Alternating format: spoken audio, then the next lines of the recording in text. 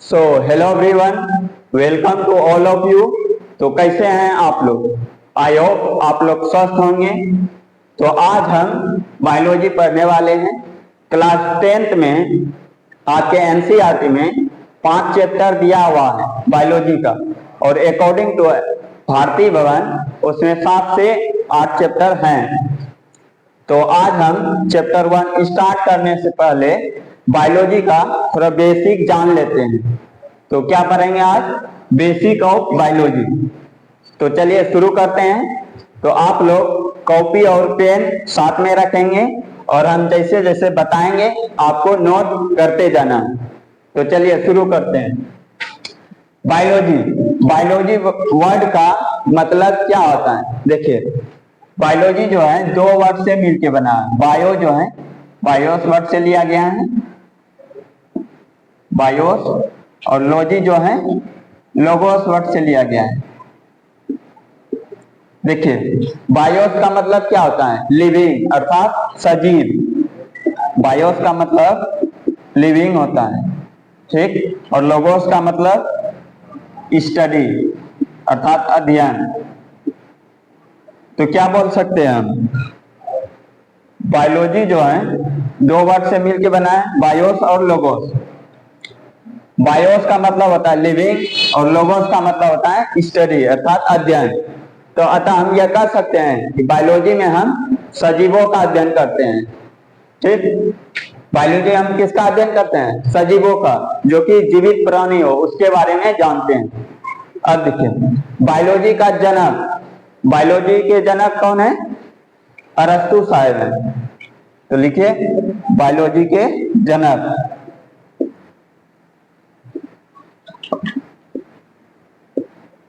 जनक अर्थात father of biology कौन है? अरस्तु।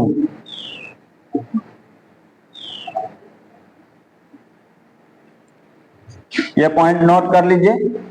अब देखिए आगे बताएंगे। यहां तक आप समझ गए?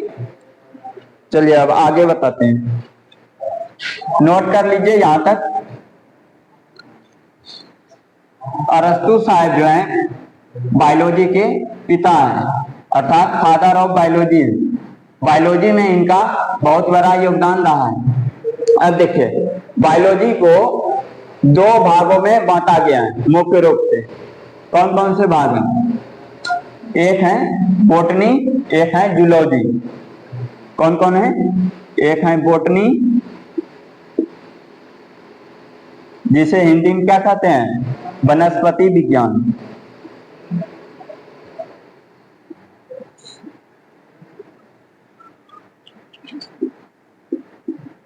वनस्पति विज्ञान। और दूसरा भाग कौन सा है? दूसरा है जूलॉजी, जिसे क्या कहते हैं? जंतु विज्ञान।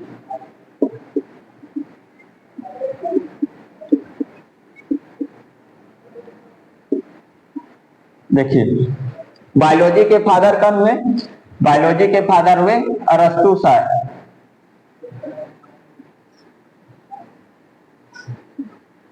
अब देखिए, बोटनी के पिता अगर पूछेगा फादर ऑफ बोटनी तो कौन है? इनका है थियोफ्रेस्टस।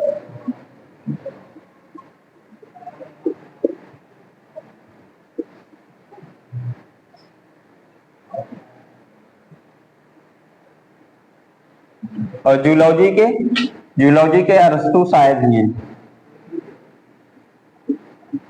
अरस्तु। तो अभी तक क्या बताएं? देखिए, बायोलॉजी का 2 ब्रांच है, बोटनी और जूलॉजी। बोटनी बोटनी के जनक कौन है? थियोफ्रेस्टस। और जंतु विज्ञान अर्थात जूलॉजी के जनक अरस्तु शायद। यहां तक समझ गए? तो चलिए आगे बढ़ते हैं। नोट कर लीजिए यहां तक।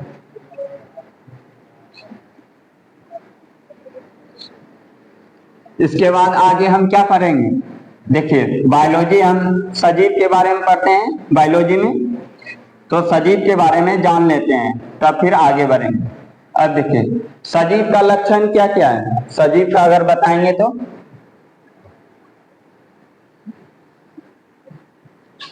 सजीव के लक्षण।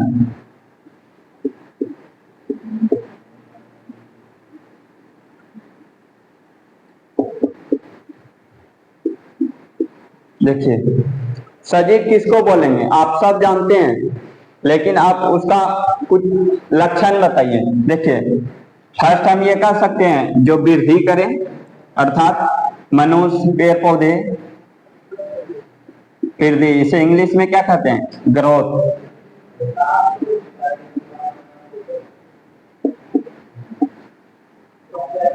कोई भी जीव जो वृद्धि करता है, विकास करता है, वो क्या है, सजीव के लक्षण है।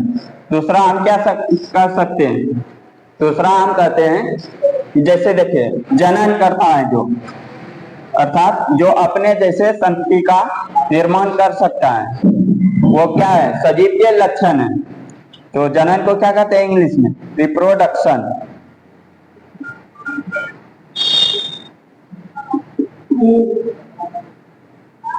ठीक, अब देखिए अगला हम क्या कर सकते हैं सजीव के लक्षण में, कि जिसका कोशिका का शरीर बना हो, अर्थात कोशिकीय संगठन। तीसरा क्या बोलेंगे, कोशिकीय संगठन।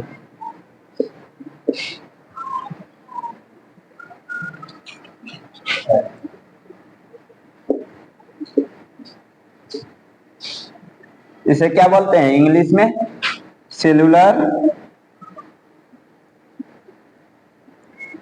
ऑर्गेनाइजेशन। नीचे लिख देते हैं।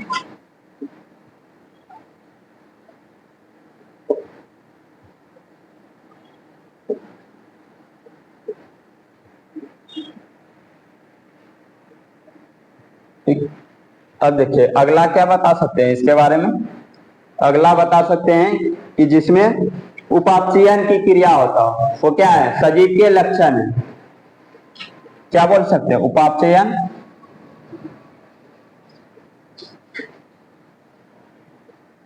इसे क्या बोलते हैं इंग्लिश में, मेटाबॉलिज्म।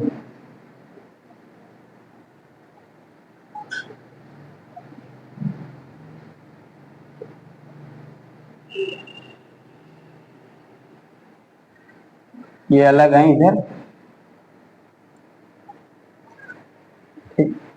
तो सजीव के लक्षण क्या क्या बता दिए।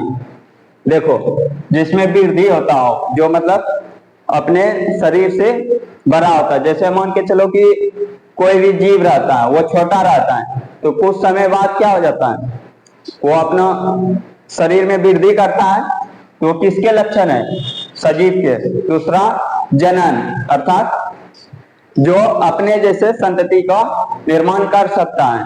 तीसरा क्या है, तीसरा है कोशिकीय संगठन, अर्थात सेलुलर ऑर्गेनाइजेशन, अर्थात कोशिका का शरीर जिसका बना हुआ हो, वो क्या है, सजीव के लक्षण है। चौथा क्या बता सकते हैं, चौथा है उपापचयन, अर्थात मेटाबॉलिज्म, जिसमें उपापचयन की क्रिया होता है। आप आम के वृक्ष में देखे होंगे, वो गोंद सा निकलता है, वो क्या है, एक उपापचयी क्रिया के फलस्वरूप उसमें अपशिष्ट पदार्थ बनता है, वो क्या है, उपापचयन का ही एक प्रकार है।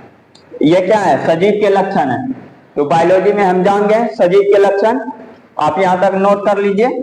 इसके बाद आगे बढ़ते हैं। अभी तक हम क्या क्या पढ़ लिए, देखिए अभी तक हम क्या क्या जान लिए। पहले जाने बायोलॉजी के बारे में। बायोलॉजी दो वर्ड से मिलकर बना हुआ था, बायोस और लोगोस। बायोस का मतलब लिविंग और लोगोस का मतलब स्टडी, अर्थात सजीवों के अध्ययन को हम बायोलॉजी कहते हैं। ठीक, इसके आगे हम क्या जाने, इसके आगे हम बायोलॉजी का दो ब्रांच जाने, जो कौन कौन था, एक था बोटनी और एक था जूलॉजी। बोटनी के जनक क्या जाने, बोटनी के जनक थियोफ्रेस्टस और जूलॉजी के जनक अरस्तु शायद। ठीक, अब उसके बाद फिर क्या बताएं कि सजीव के लक्षण। सजीव के लक्षण क्या क्या है, चार लक्षण है। कौन कौन सा, वृद्धि, दूसरा है जनन, तीसरा क्या था, कोशिकीय संगठन, और चौथा उपापचयन अर्थात मेटाबॉलिज्म। यहां तक समझ गए, नोट कर लिए होंगे। तो आगे बढ़ते हैं। अब देखिए अब आगे क्या जानेंगे, सजीव के बारे में जान गए। अब देखिए इससे आगे बढ़ते हैं, अब सेल के बारे में जानते हैं। सेल यानी कोशिका। कोशिका के बारे में क्लास 9th में दिया हुआ है, आई होप आप लोग पढ़े होंगे, बट नहीं भी पढ़े हैं तो बेसिक जितना भी होता है वो हम बता देते हैं।